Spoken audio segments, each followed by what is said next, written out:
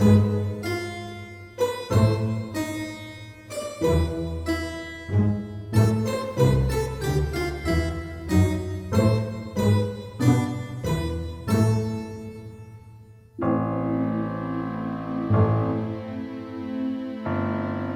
fellow investigators, and welcome back to our video podcast, Into the Darkness, where my friends and I will attempt to write a complete scenario for the Call of Cthulhu role-playing game. I'm your host, Tom Rayleigh. So, we're in the stage where we are trying to bring together all of the text and the characters, and then we'll try to bring it together with the art and the maps, and then Oscar will start editing. Oscar's not here tonight just because there's no reason for Oscar until he needs to edit stuff, so we'll wait until then. Zane couldn't be here because he's got a show. He's an actor. So we'll just discuss what we've got so far. Morgan, Tyler? Yeah, so Tyler and I have brought our sections together, working on getting the transition between the two together. We're really close to having everything written up. That was for us, so we're closing in on that target. Now we just have to determine when we really want to have that all done. Okay. Well, we'll try to get it all pulled together maybe by next week, and then we can look at it all together. I'm going to assist Jason on some of the character stuff and the big baddie at the end, and then we should be well on our way towards putting it into some sort of format once we've edited it. I don't know. Yeah. Who's doing the layout again? I can't remember. I can do the layout. Oh, okay. Yeah. I do newsletters, brochures, all that stuff all the time anyway. So Is there anything that you don't do? Yeah, I struggle to play a musical instrument, but my fingers just don't do the guitar things the way I want them to. F sharp and F. It's a hard chord. Oh, man. So I have a piano. So I was just going to say, I did make another change to the abandoned town, just a very small one. It was really bugging me that, lots of things were bugging me, but I wanted a way to, sorry, I have the document like half up, so I'm trying to get there. I wanted another way for the investigators to try to find where the mine was. And to me, I thought about it, it makes sense that there would be some place that since the mine would, they're in there to originally dig gold or silver or whatever we decided. And then eventually once they find the black rocks or whatever we call them, they start pulling that out. Well, the miners are going to, sell that for money in the town. And so I created a very small assay office and bank where they would go to do that. It was kind of interesting because I had to actually go and try to figure out, how much gold and silver was back in this time period. And I ended up finding that there were these you can basically find like these tables online that show you how gold prices have increased over the years. And I was actually really surprised because in the 1870s, gold was anywhere between almost $19 to $27 an ounce, and silver was about $1.75 an ounce. Which can account for inflation. That's a lot of money. Yeah, and the gold really surprised me. I really did not think that it would be that high. So really could I kind of added a little bit of that in there. Yeah, I can see now why the gold rush was so big. I guess it just never dawned on me, but I threw that in there as just kind of a small thing too. And if I remember right, I have a safe in there where the players can find like a map or something to the mine. Now it makes sense why they would go out there with the sluices and the pans to man.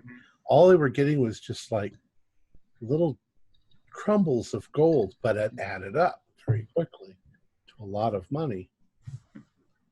An ounce, $19. Yeah. And when farming was pretty much the biggest economy in America at the time, well, for Middle America at least, you had New York and San Francisco had booming industry, but everywhere in the middle, like you worked. So Yeah. Yep. Cool. But yeah, I threw that in there, and I ended up. Morgan, I know you added some things as well, but added in the final section for the mines and the final kind of end thing. And Tom, I know you and Morgan and I had talked a little bit about the map for the mine and kind of what did we end up deciding? Because your map is really big, which is great, but it is just too much for us to write stuff into. Were we gonna just reduce it down, or just kind of do? I think at one point we had suggested as well doing it where we just kind of like on the map block off sections and say, this is what it is, and then give it a generic description in the text. I certainly can do anything you want with the map.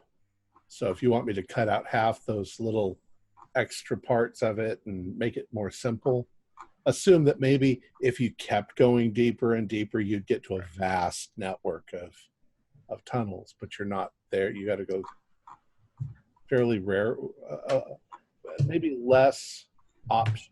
You can go one way or the other and get somewhere. Right. Or we leave the map, but we don't even, thinking about it, we might not even have to section any parts of it off. We might just add kind of like a list of, like how you have your haunted happenings list, Tyler. We might just put something together that's like occurrences in the tunnels. So like here is a few things you can add in while they're wandering around in the tunnels. So I don't really have to be specific where things are, but we can give some ideas of what they could add in as the players are kind of going through. I've got an interesting idea.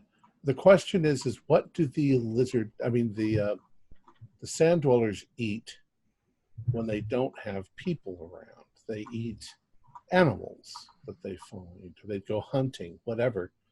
What if we simply had areas, we could add areas into those caves where it's just a whole cave filled with rotting animal bones, and it basically we're blocking that direction off where they can't go any farther because it's just a wall of dead animal bones. Plus the smell would be incredibly bad. Horrible. Makes sense. Or a toilet, maybe a big area or pit in the ground, or an underground river or something that blocks them from going in a certain direction. Okay. Yeah, I can do that easily. And so we're kind of railroading them, but we're giving them a few options. Yeah, I mean, that's my biggest concern is that they could wander around forever. Exactly. They could just wander around for, two sessions and not get to where they should be going to. Right. I want to definitely shorten that. Okay. And it's not necessarily railroading if the cave is only so big or there's not too many trails. Like if you cut it off, you're not railroading them. It's a formation. That's how it is, Right. I think that a limited form of railroading is okay. I mean, you've kind of got to do that to make the game flow. We've encountered things in other games that we've played. We have the running gag from the mountains of Beyond the Mountains of Madness, the Manifests of Madness, because we had to kept checking these stupid manifests for like 2 episodes, and it was insane. Hey, you have to make sure all of the biscuits are there. You need your pemmican. Every biscuit must be accounted for. Not to mention the missing helicopters and things like that. Oh yeah, and there's a plane missing, but those biscuits, all 2,000 of them, better be there. You can't eat an airplane. So yeah, we want to reduce the monotonous parts of the game. All right, cool. I will send you some much more finished maps by next week. All right, cool. Okay, so please? So are we shooting for next week? Do we want to do next week or the week after? Can we shoot for the week after? I have Origins this week, and so I won't have as much time. Yeah, we'll shoot for the week after. What I was going to say is, please, if I show you the maps and there's anything you want to change, even on a whim, just tell me and I'll change it because it's not that big a deal. Okay. I'm not hand drawing these with ink. It's all digital. I can alter things really. I'm tired of this. I don't do this anymore. You aren't like tea staining like these old scripts and putting them in the oven and. I think one of my favorite pieces that I ever did, we took the paper and we held it up like this, and we had a smoking candle, and we smoked the paper so that it had these strange, swirly smoke things on it. Then you could erase parts of it. It was really cool. No, not doing that stuff anymore. All right, anything else? So we're going to work on the characters. Send me what you got, and what I can do is put it into a rudimentary sort of format, so that when we hand it to Oscar, it's easy for him to read through. Of course, I think you guys are giving him a fairly easy to read through, so maybe that's just. Do we want to have as Morgan and I are kind of putting the finishing touches on it over the next week or so, do we want to open it up so everybody can go in there and kind of read through it and make comments as well? That's probably a good idea if you have the time. Yeah, everybody should read everybody else's stuff. Okay. Because we're always going to find misspellings and. Or with the link that I just sent, Tom, I sent you and Jason. You have the rights. You have the privileges on the form to go do all that. So. Okay. I'll actually probably read through it right after we finish. Okay. Okay. All right.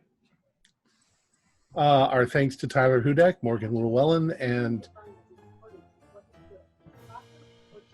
Alexis, shut up. Our thanks to Tyler Hudak, Morgan Llewellyn, and Jason Melnichuk for being here tonight. If you'd like to help support our show, visit our Patreon account. Just $1 a month helps us a lot. You can find a link in the description below. Like, share, and subscribe to our channel, and punch that bell icon for updates on our latest shows, and leave us some comments. We enjoy reading them. This is Tom Rayleigh, together with all the members of our gaming club, inviting you to journey with us once again into the darkness for another adventure into the universe of H.P. Lovecraft and the Call of Cthulhu role-playing game. Until next time, good luck, good gaming.